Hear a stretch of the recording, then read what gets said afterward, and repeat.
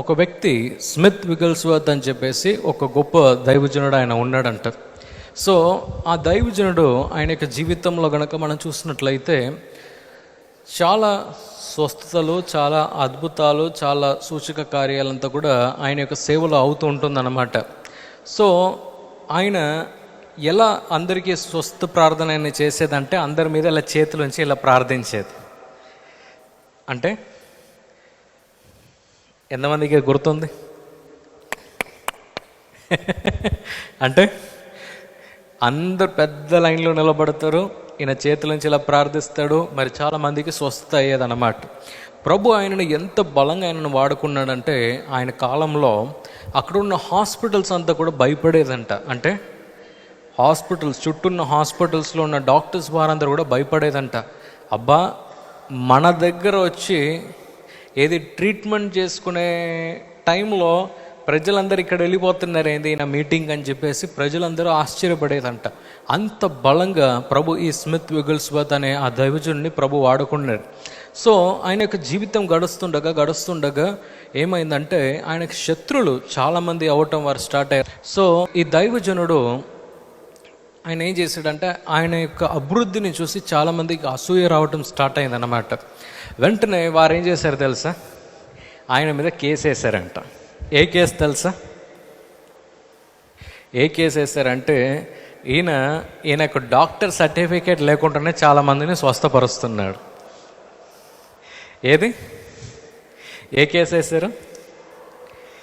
ఈయన ఇలా చేతులుంచి ఇలా ప్రార్థిస్తున్నాడు, అది కరెక్ట్ అయిన పద్ధతి కాదు, ఆయనకు డాక్టర్ సర్టిఫికేట్ లేదు, ఏది లేదు. ఈయనను ఏం చేద్దామంటే ఈయనను జైల్లో పడేద్దామని చెప్పేసి అక్కడ పక్కన ఉన్న ఒక పోలీస్ స్టేషన్కి వారు వెళ్ళి మరి కంప్లైంట్ రాశారన్న. అక్కడ ఉన్న చాలా డాక్టర్స్ వారందరూ కూడా రాశారు. ఎందుకు తెలుసా? అంటే వారి యొక్క జీవితం ఎలా గడుస్తుందండి, ట్రీట్మెంట్కి ఎవరికైనా వస్తేనే వారికి డబ్బు వస్తుంది. అంటే ట్రీట్మెంట్కి డాక్టర్ దగ్గర వెళ్తేనే ఆ డాక్టర్ సంపాదించవచ్చు కదా. మరి అక్కడ చుట్టూన్న డాక్టర్స్ అందరు కూడా కలిసి ఈయన మీద కేసు వేసేసారన్నమాట. ఇప్పుడు ఆ దైవజనుడిని ఏం చేశారు తెలుసా? మంచిగా వాడబడే దైవజనుడిని జైల్లో పడేశారు. జైల్లో పడేస్తే ఆయన యొక్క చేతిలో ఒకే ఒక్క బుక్కును మాత్రం తీసుకెళ్ళాడంట. ఏ బుక్ తెలుసా? ఏ బుక్? ఈ బైబిల్ని మాత్రం తీసుకెళ్ళాడంట. నా బైబిల్ మాత్రం ఇవ్వండి, నేను వెళ్ళిపోతా జైలు కంటే. వెళ్ళిపోయిందంట, బైబిల్ తీసుకొని జైలుకి వెళ్ళిపోయిందంట. అప్పుడు ప్రార్థిస్తున్నాడంట, ప్రభువా నీ సేవ కొరకు నేను వస్తే, నువ్వు స్వస్థపరిచి ఇంతమంది దీవించబడితే ఏంది ప్రభువా ఈ శ్రమ అని చెప్పేసి ప్రార్థిస్తూ ఉన్నాడంట. టక్కని బైబిల్ తీసాడంట, చదువుతున్నాడంట. చదివి వెంటనే బైబిల్ని పక్కకు పెట్టేసి ప్రార్థించడం ప్రారంభించాడంట. అప్పుడు ప్రభు దగ్గర అడుగుతున్నాడంట, ప్రభువా నా సేవ అయిపోయిందా? ప్రభు అన్నాడంట, లేదురా ఇప్పుడే స్టార్ట్ అవుతుంది అన్నాడంట. ఏంది ప్రభువా జైల్లో పడేశారు, మొత్తం అయిపోయిందంటే నువ్వు ఇప్పుడు మళ్ళీ స్టార్ట్ అవుతుంది అంటున్నావు, ఏంది ప్రభువా ఇదని అడిగాడంట. వెంటనే ప్రభు అన్నాడంట, నువ్వు ఎలా ప్రార్థిస్తున్నావు అందరికంటే చెయ్యి పెట్టి ప్రార్థిస్తున్నా ప్రభువా అన్నాడు. నువ్వు చెయ్యి పెడితేనే కదరా ప్రాబ్లం అన్నాడంట. అంటే అవును ప్రభువా అన్నాడు. నువ్వు చెయ్యే పెట్టకరా, నువ్వు ప్రార్థించిన వెంటనే వారందరికీ స్వస్థ అవుతుంది అన్నాడంట. హల్లెలూయా. అంటే ఆయనకు అర్థం అవ్వలేదంట, ఏంది ప్రభువా మరి చెయ్యి పెట్టకుండా ప్రార్థిస్తే మరి స్వస్థ అవుతుందా అంటే బైబిల్ తీసాడంట, చదివాడంట. ప్రభు అయిన యేసుక్రీస్తు ఎక్కడంతా పలికాడో వారందరికీ స్వస్థత అయినట్టు ఆయన గమనించాడంట బైబిల్ గ్రంథం. అప్పుడే ఆయన ఏం డిసైడ్ అయ్యాడని తెలుసా?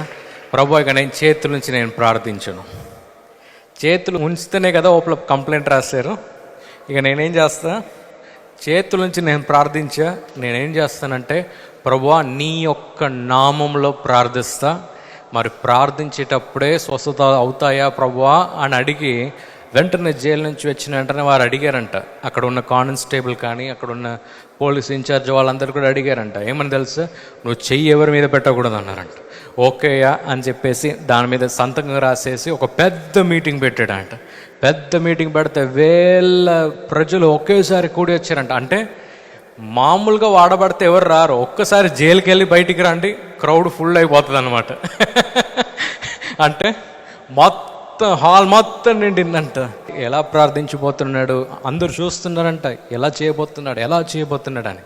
వెంటనే అక్కడ నిలబడి యేసు నామములో ఆయన ప్రార్థించడం ప్రారంభించాడంట. అయ్యా, నువ్వు పొందిన ఆ దెబ్బల చేత ఇక్కడున్న ప్రతి ఒక్క వ్యక్తి కూడా నేను విడుదల నేను ప్రకటిస్తున్నానని ప్రార్థించాడంట. దెబ్బగా అక్కడ ఉన్న వాళ్ళందరూ కూడా స్వస్థత వారు పొందారంట. పెద్ద లైన్ ఆ రోజు మరి అక్కడ గ్యాదరింగ్ అయిందంట. చాలామంది ముందుకు వచ్చారు, సాక్షి అని వారు తెలియజేశారు. అంటే నేను ఎందుకు ఇది మీకు తెలియజేస్తున్నాను తెలుసా? మన జీవితంలో కొన్ని మార్గాలు మన జీవితంలో మూయబడినప్పుడు మన యొక్క విశ్వాసాన్ని మనం ఏ రోజు కూడా తగ్గించకూడదు, కానీ దాన్ని మనం వెరగొట్టాలి. హల్లెలూయా.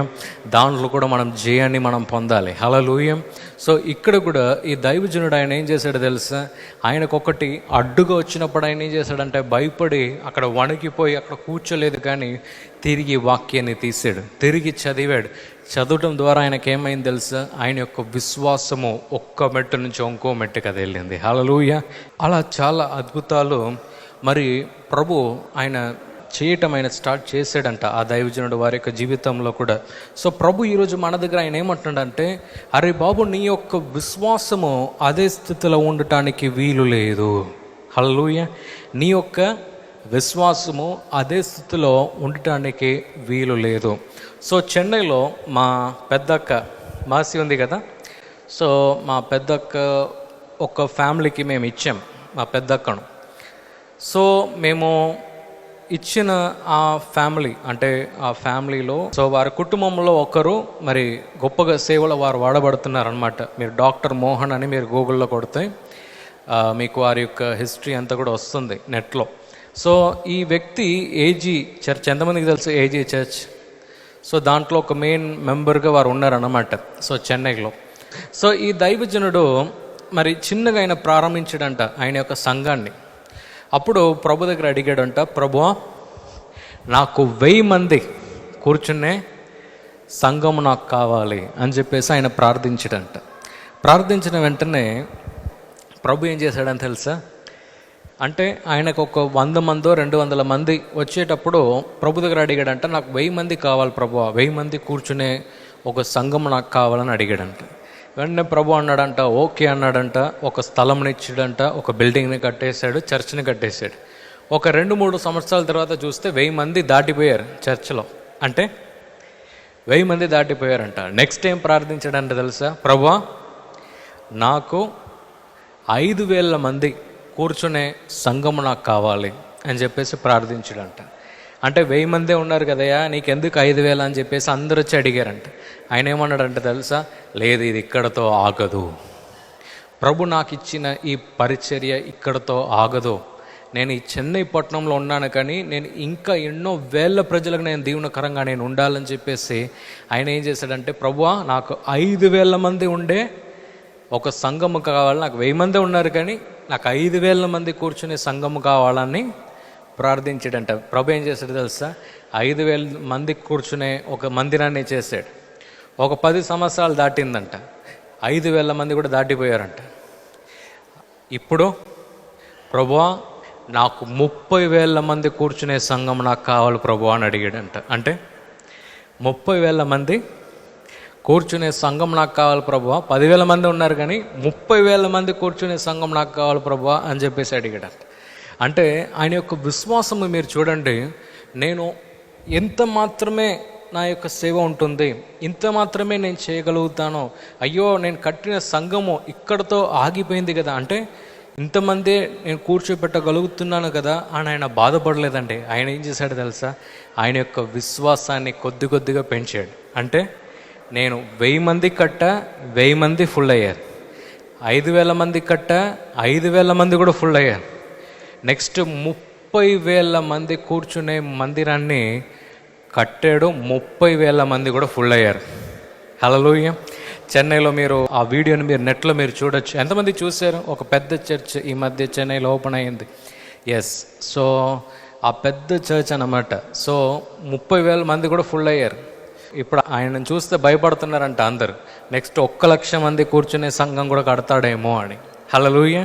అంటే నేను ఎందుకు ఇది మీకు తెలియజేస్తున్నా అంటే, మన జీవితంలో ఏదంతా ఒక అడ్డుగా వస్తుందో అక్కడంతా కూడా మనం ఏం చేయాలంటే, మన యొక్క విశ్వాసాన్ని పెంచడం మాత్రమే కాదు, కానీ మన యొక్క నమ్మకాన్ని కూడా మనం పెంచాలి. హల్లెలూయా. ఇక్కడ కూడా ఆ గుడ్డివారి యొక్క జీవితంలో మనం ఏం చూస్తున్నామంటే, వారి దగ్గర ప్రభు ఏమన్నాడంటే, మీరందరూ నమ్ముతున్నారా అని అడిగాడు ఫస్ట్.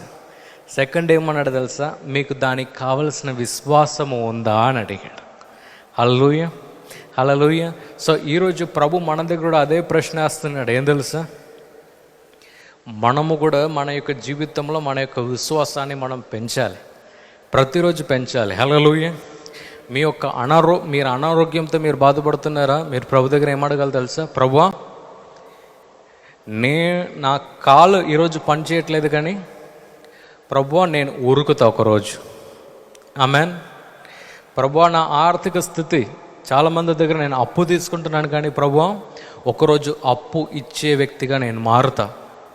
హల్లెలూయా. ప్రభువా ఇల్లు కట్టలేని పరిస్థితుల్లో నేను ఉన్నా, కానీ ప్రభువా ఒకరోజు ఒక్క ఇల్లు కాదు, ఇంకా ఎన్ని ఇల్లు ఇస్తావో నాకు తెలియదు, కానీ అన్ని ఇళ్ళతో నన్ను దీవిస్తావు ప్రభువా. హల్లెలూయా, హల్లెలూయా. సో నేను ఎందుకు ఇవంతా నేను మీకు తెలియజేస్తున్నంటే, faith was never designed to be in a particular place. విశ్వాసం అనేది ప్రతి ఒక్క మనిషి కూడా ఒకే స్థితిలో ఉండటానికి ప్రభు డిజైన్ చేయలేదు. హల్లెలూయా, హల్లెలూయా. ఒకవేళ అదే స్థితిలో ఉందనుకోండి, ఏదో తప్పు అవుతుంది. ఒక చిన్న బేబీ ఉందనుకుందాం, ఒక పాప ఉందనుకుందాం. 10 సంవత్సరాల తర్వాత పాపగానే ఉంటే కరెక్టా తప్ప? ఏం చేస్తారు, వెంటనే డాక్టర్ దగ్గర తీసుకెళ్తారు. అయ్యా చేతులు పైకి రావట్లేదు, కాలు అలాగే ఉంది, తల అలాగే ఉంది, ఏది బ్రెయిన్ సరిగా పనిచేయట్లే, అంటే పెద్దగా అవ్వట్లే. ఏం చేస్తాం, వెంటనే ఏదో తప్పు అవుతుందని మనం అనుకుంటాం కదా. ప్రభు కూడా ప్రతి ఒక్క క్రైస్తవుడు వారి యొక్క జీవితంలో కూడా ఆయన ఏమంటున్నాడు తెలుసా, అరే బాబు నీ యొక్క విశ్వాసం మాత్రం అదే స్థితిలో ఉండటానికి వీలు లేదు. హల్లెలూయా. నీ యొక్క విశ్వాసము మాత్రం అదే స్థితిలో ఉండటానికి వీలు లేదు. మరి ఈ ప్రేయర్ హాల్ కన్స్ట్రక్షన్ని మనం చూస్తున్నాం, 1 సంవత్సరం 2 సంవత్సరం నుంచి ఇలాగే ఉంది. అంటే నేనేం ప్రార్థిస్తున్నానంటే, ప్రభువా ఉన్న దాంట్లో చాలా హైటెక్, చాలా టెక్నాలజీతో నింపబడిన ఒక సంఘముగా ఈ యొక్క చర్చ్ బిల్డింగ్ కట్టబడాలని చెప్పేసి నేను ప్రభు దగ్గర ప్రార్థిస్తున్నాను అన్నమాట. వెంటనే ఈ మధ్య ఒక వ్యక్తి వచ్చి నా దగ్గర వచ్చి అడిగాడు, అన్న 2 సంవత్సరాల నుంచి అలాగే ఉంది కదా అన్న అంటే, నేను ప్రార్థిస్తున్నా కదా, ఉన్న దాంట్లో బెస్ట్ అడిగేటప్పుడు అదే ప్రభు ఇస్తాడు మనకు. హల్లెలూయా. ఎంతమందికి అర్థమైంది నేను చెప్పింది? అది బెస్ట్ లేదంటే అక్కడితో ఆగిపోతుంది అది. ఎందుకు తెలుసు, నా విశ్వాసము, హల్లెలూయా, నా విశ్వాసం ఏంటి, అక్కడితో ఆగదు. కానీ ప్రభు ఉన్న దాంట్లో శ్రేష్టమైనది ప్రభు నా కొరకు ఉంచాడు. Amen, amen. మనము కూడా మన జీవితంలో మనం ఎలాంటి ఒక విశ్వాసము మనం కలిగి ఉండాలంటే, ప్రభువా నా యొక్క విశ్వాసము కూడా పెరగాలి. ఈ ప్రోగ్రాం మీకు ఆశీర్వాదకరంగా ఉన్నదని మేము నమ్ముచున్నాం. ఫస్ట్ లైక్ చేయండి, తెలిసిన వారు మీ ఫ్రెండ్స్ అందరికీ మీరు షేర్ చేయండి, తర్వాత సబ్స్క్రైబ్ చేయండి. తప్పగా ప్రభు మిమ్మల్ని దీవిస్తాడు. ఇక రాబో వీడియోను కూడా మీరు చూడండి, దీవించబడండి. ప్రభు మిమ్మల్ని దీవించును గాక. God bless you.